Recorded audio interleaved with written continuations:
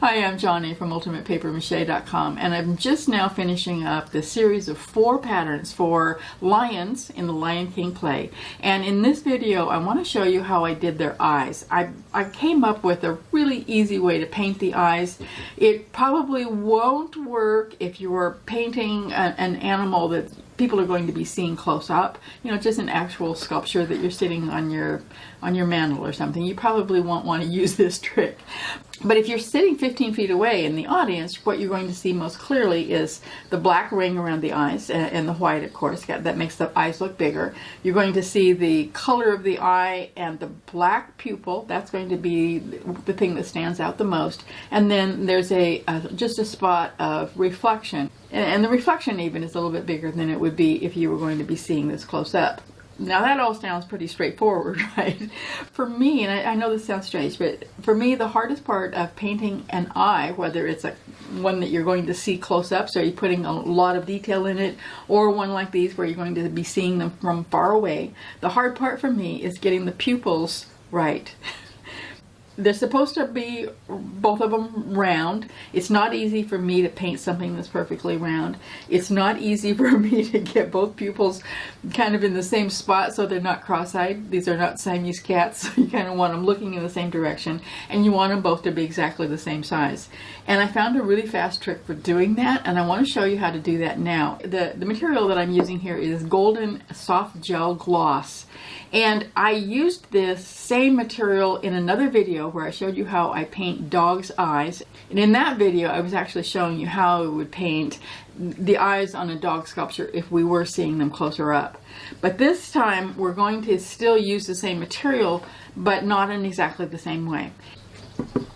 Before I get to that, I should mention there is a pattern that comes along with these masks, just for that piece of cardboard that I've taped onto the top of a quart jar. It just is so useful for making them stand up so that you can paint them or put the paper mache on there. So if you wonder what this crazy jar is and why it's so tacky looking, well, it's just a temporary holder, but boy, it comes in handy. So be sure and make one. The pattern for it is just the last piece that you'll find in all of these. It comes right after the pieces for the cap. So now let me show you how I use this soft gel gloss and some pieces of black tissue paper to get those pupils in the right place every single time. I folded up some black tissue paper. I wanted to cut all of my pupils out at exactly the same time so they would all be the same size.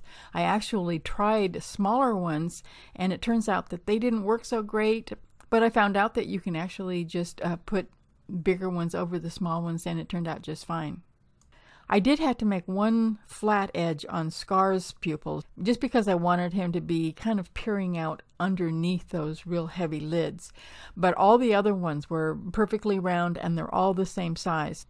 I put on one layer of the soft gel in a fairly thin layer and allowed it to dry so it was nice and hard and shiny. Then I went back over it with a really heavy, thick layer, and while it was still wet, I placed one of the pupils right on top of it.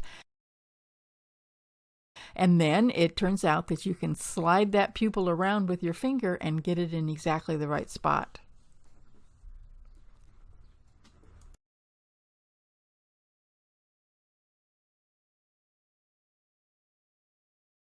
I brushed some more of the soft gel over the tissue paper to seal it and allowed it to dry.